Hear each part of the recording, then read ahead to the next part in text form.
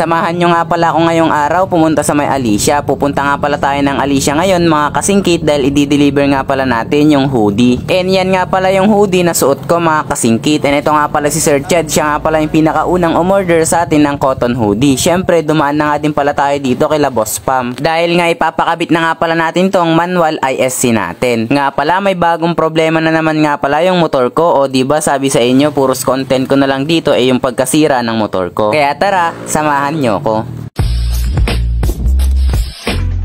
So what's up sa inyo mga kasingkit, pupunta nga pala tayo ngayon ng Alicia dahil nga i-deliver na natin yung order sa atin na cotton hoodie. And kung mapapansin nyo nga pala yung jacket na suot ko, ayan nga pala yung hoodie na binebenta namin. And galing nga din pala yan kay Boss Diary ng Aerox. At dahil taga Alicia nga pala yung umorder, syempre free shipping na sa atin yan. And eto, panoodin nyo nga pala mga kasingkit kung paano ko nga ba dineliver yung order sa atin na cotton hoodie. Syempre bago nga pala tayo umalis ng Santiago, nagpagas muna nga pala ako dito sa may Petron. Talagang sa Petron talaga ako nagpapagas mga kasingkit dahil quality nga talaga yung gas nila dyan. Pero syempre bago nga pala ang lahat, sa mga hindi pa nga pala nakafollow sa ating Facebook page, baka naman. So papasok na nga pala tayo dito ng barangay ng Batal. Ayan, and shoutout na nga din pala sa mga taga Batal dyan. Nga pala mga kasingkit, sa mga gusto pa nga palang umorder ng ating cotton hoodie, PM nyo lang ako dito sa may Facebook page natin. And talagang quality tong cotton hoodie natin mga kasingkit. And syempre gawang in print custom yan. And umistop muna nga pala ako dito sa may gas station bandang Batal dahil hinihintay ko nga pala yung tropa natin na si Joshua dahil magpapasama nga pala tayo sa kanya. And buti na nga lang pala pumayag tong tropa natin na si Joshua. Medyo boring din kasi kapag ka mag-isa ka lang. So after nga pala ng ilang minuto mga kasingkitis, nandirito na nga pala kami sa may Divisoria. After nga pala ng Divisoria mga kasingkitis, nadaanan na nga din pala namin to ang Welcome to Etchage. Ayan, nandirito na nga pala tayo sa may Ipil Bridge na tinatawag nila. At syempre dahil napadaan na nga din pala tayo dito sa may Ipil Bridge ng Etchage, shoutout na nga din pala sa mga taga Etchage dyan. Kaya kung taga Etchage ka nga pala, pwede bang pa-comment na lang dyan sa may comment section. Medyo kinabahan nga lang pala ako dito mga kasingkit dahil may nakita nga pala kaming naninitang LTO. Ganun pa man mga kasingkit, kahit kumpleto nga pala tayo,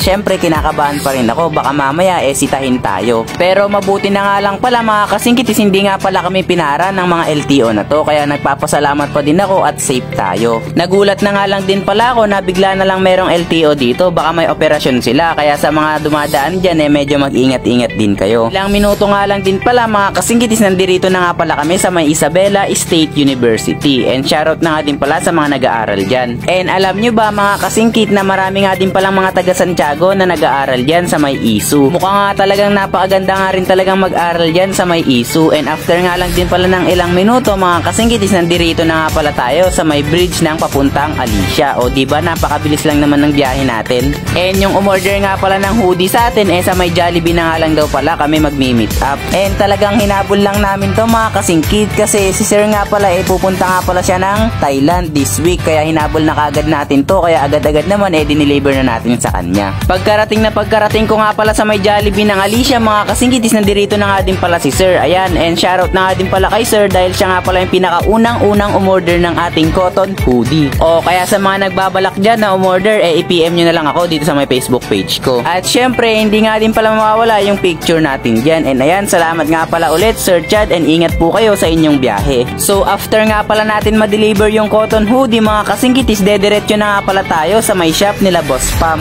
Dahil nga pala ipapakabit nga pala natin yung manual ISC natin. And meron nga din palang dinadaing yung motor natin na si Project Bane. Mukhang nagpapalambing na naman yata. So sa mga hindi pa nga pala nakakaalam kung saan nga ba yung shop nila Boss Pam, malapit nga lang pala to sa may tennis court. Ayan, nasa tapat nga lang pala to ng tennis court dito sa may Alicia. Pagkarating ko nga pala sa may shop nila Boss Pam, sabi pa nga nila sa akin si Sir daw napanood yung vlog natin. Kaya naman ngayon nagpaparemap na siya ngayon. And si Sir nga daw pala mga kasingkitis, galing pa nga daw pala siya ng San Agustin. O diba napakalayo pa, pero dumadayo pa sila dito para lang magparemap. May dumating nga din pala dito, makikipag-swap daw sila sa sniper dito sa may rider. Kaya sa mga interested nga palang magparemap dyan, PM nyo na lang si Boss LG sa kanyang page. So sinisimulan na nga palang baklasin yung motor natin dito dahil ikakabit na nga pala natin yung manual ISC. And dahil nga pala paiba-iba nga